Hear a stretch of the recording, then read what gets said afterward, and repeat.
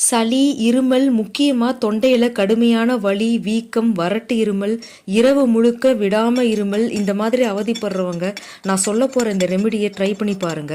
கிராம்புல யூஜனால்னு ஒரு காம்பவுண்ட் இருக்கு. இது பொதுவா பெயின் கில்லர்னு சொல்லக்கூடிய வலிகளை குறைக்கும், பாக்டீரியாவை எதிர்த்து போராடும், வீக்கங்களை குறைக்கும். தொண்டையில விடாம கூசி கூசி இருமல் வர்றது, அதனால வர எரிச்சல், இந்த உணர்வை மறத்து போக உதவும். தேனும் கிருமிகளை எதிர்த்து போராடி தொண்டைக்கு ஒரு இதமான உணர்வை தரும். இந்த ரெமிடிக்கு 4 கிராம்பை வாசனை வர வரைக்கும் வறுத்துட்டு தூளாவோ அல்லது கொரகொரப்பாவோ பொடி செஞ்சுட்டு 1/2 டீஸ்பூன் தேனில் கலந்து மெல்ல நாக்கில் சுவைச்சு சின்ன சின்ன துண்டுங்க பல்லில் பட்டுச்சுன்னா அதை மென்று சாரம் பொறுமையாக தொண்டையில் இறங்குற மாதிரி சாப்பிடுங்க.